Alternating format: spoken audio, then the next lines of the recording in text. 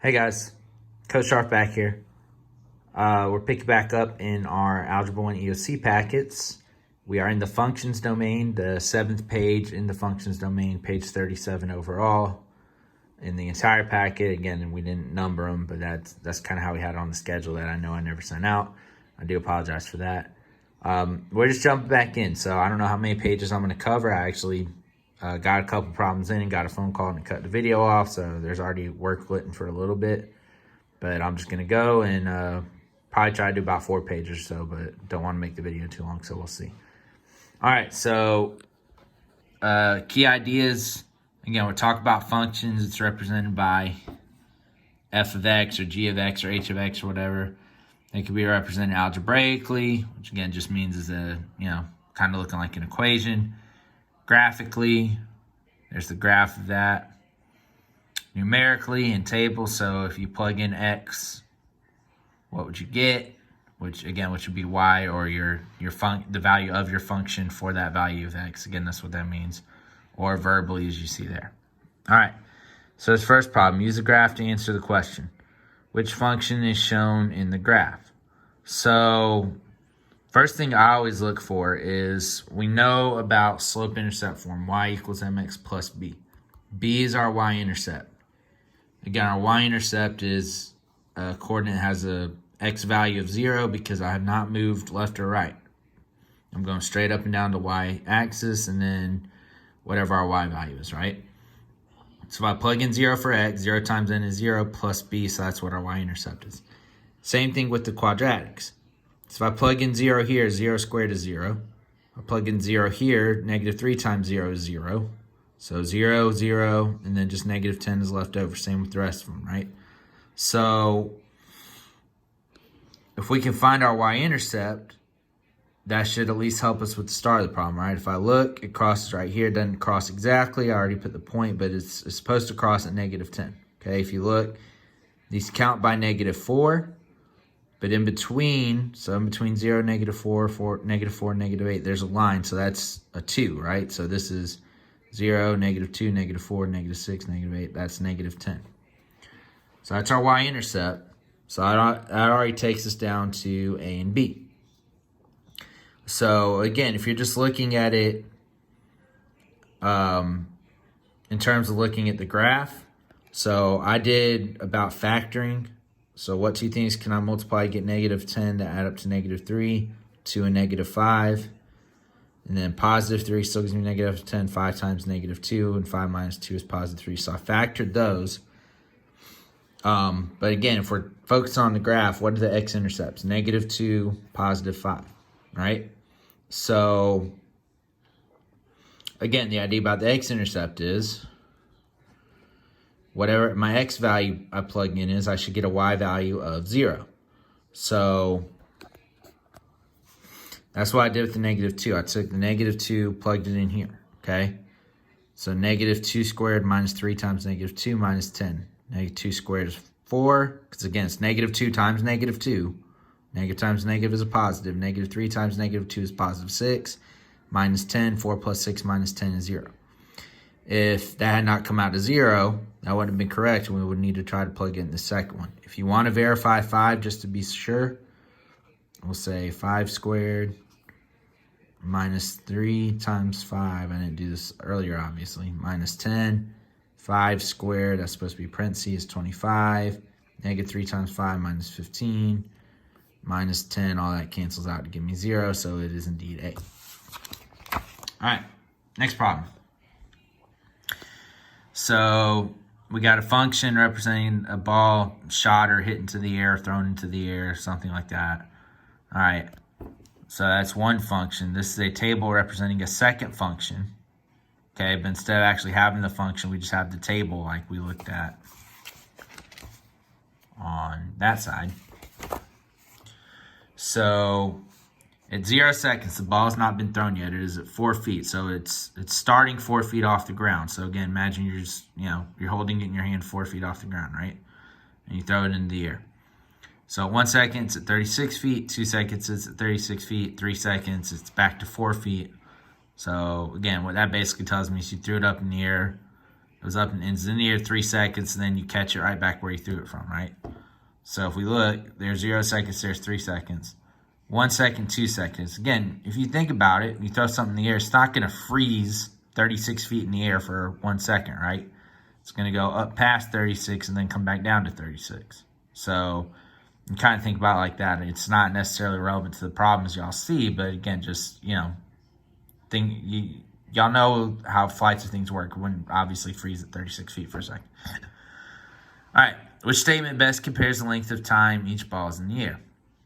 The ball represented by the ft, the first function, the equation, is in the air for 5 seconds. The ball represented by g of t is in the air for about 3 seconds. And it kind of says those all the way down. Well, again, let's start with the easy one, the table. We already know the second one's in the air 3 seconds, right? So we can get rid of B, we can get rid of C. So now we're looking at A and D. So again, this is where we got to do a little bit of work with A. So what we have to do is our vertex form, which is going to be, no, if we don't even have to do vertex form, I take it back, I apologize.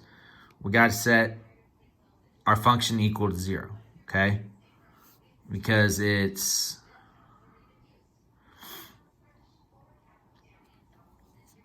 It's 5 feet off the air. Is this 5 means it's 5 feet off the ground, but if we set this equal to 0 and do the quadratic formula, it'll still give us about the time, okay?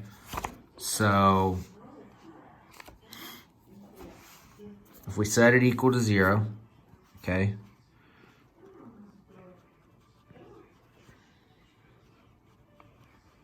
I know my handwriting is kind of sloppy here. All right, negative 16 is A. Gosh, sorry. 64 is B. This, I'm really struggling with this. 5 is C. Okay, so we go to do the quadratic formula. It's going to be negative 64 plus or minus the square root of 64 squared minus 4AC. Again, you have the quadratic formula. I just jumped into it. You have it right there if you need it as a reminder. Okay, on your formula sheet. 64 squared minus 4 times negative 16 times 5 all over 2 times negative 16. Again, I like to break it up into chunks. So this chunk, again, usually I like to put that in parentheses. It's just going to turn negative 64. I square that, multiply all that, multiply this, right? So negative 64 plus or minus the square root of 64 squared. I feel like we've done this a few times already. 64 times 64, or you can just hit the squared button, 4096. All right, I think I can do this with my head. Negative times a negative is going to be positive. So I got, again, you can do 4 times 5 and then 16. I'm going to do 5 times 16 because I know that's 80. 80 times 4 is 320. So plus 320 all over 2 times negative 16, which is negative 32. My handwriting is really sloppy here. All right, I add that up, and that's going to give me the square root of 4416, which is what? So I'm going to hit second, x squared. It gives me my square root, 4416. 66.45. Okay, so I'm going to have to move it over here. So I'm going to have negative 64 plus or minus the square root. No, it's not square root because I just already said square root. 66.45 over negative 32. So negative 64 plus 66.45 over negative 32. Again, kind of use your common sense here, or your logic. Negative 64 positive 66.45. If you really want to do the math, it's 2.45 over negative 32. That's going to give you a really small number, but it's also going to be negative because, again, we're starting 5 feet in the air. So you'd have, in reality, you'd have to go back in time a fraction of a second to actually get to 0 feet. Okay? So we're not going to do that one. All right? So negative 64 minus 66.45 over negative 32. It's going to give me negative 130.45 over negative 32. So I divide that, punch that in my calculator. It's going to be just over 4, I know that. 4.08 seconds at 765, so we can just round up. You don't even need 5, 4.076, so we round up 4.08. Again, that's seconds. So the first one is going to be in the air about 4 seconds. Second one, 3 seconds. So that's part B. All right. So more key ideas. Okay, let's talk about domain and range. Function be described using the function rule. Again, that's basically the equation. So this is an exponential function. Again, we looked at these a little bit. Y equals 2x. Y is the output and x is the input, all right? So whatever I plug in for x, do 2 to that power, it gives me my output. Again, we could just substitute y and f of x. They're basically interchangeable. So red is f of x, all right? So now f of 2, when I replace x with 2, that means any x I have over here has to be replaced by 2. So it's the value of my function at 2, the next value of 2, okay? You can read the rest of that, but let's just jump down to the next problem, all right? Population of bacteria begins with 2 bacteria on the first day and triples every day. The number of bacteria after x days can be represented by the function p of x equals 2 times 3 to the x power. What is the common ratio of the function? So again, we looked at linear functions and exponential functions. We looked at those tables, okay? So the common ratio would be 3. So for every other day, again, I triple it. So I'll be multiplying the number of bacteria by 3, all right? What is A1 of the function? So again, for me, when I say A1, that's the first term what I'm starting with, which would be 2, right? But that's really, again, the way it kind of depends on the way it's written. So again, when we say A1, that's actually when x is 1, right? It matches that. A0, this is what's technically right. A0 would be 2. I have 2 bacteria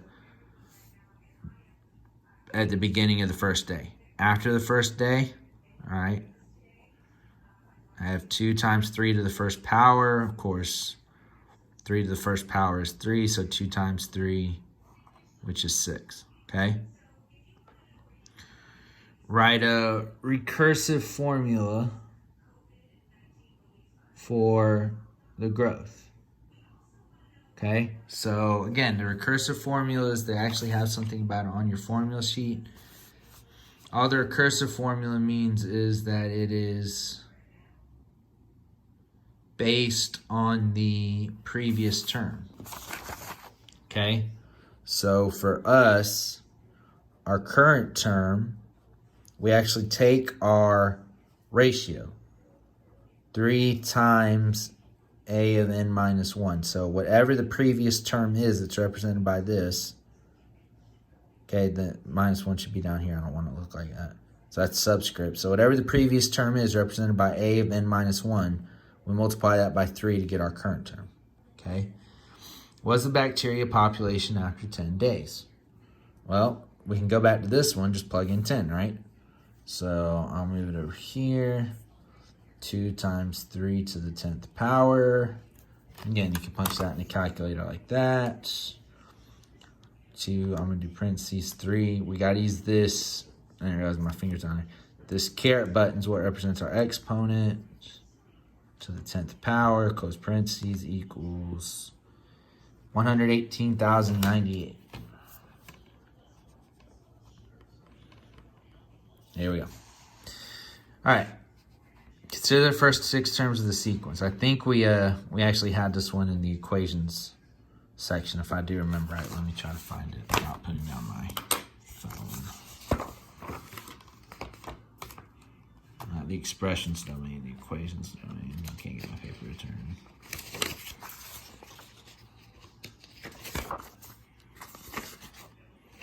Again, I kind of did this one on separate paper because I had misplaced my packet for a few days. You can see all this. They're all blank. Yeah, there we go. It was already in the equations domain right there, right? Same question. So, again, with that one, we'll just say look at the equations domain. All right.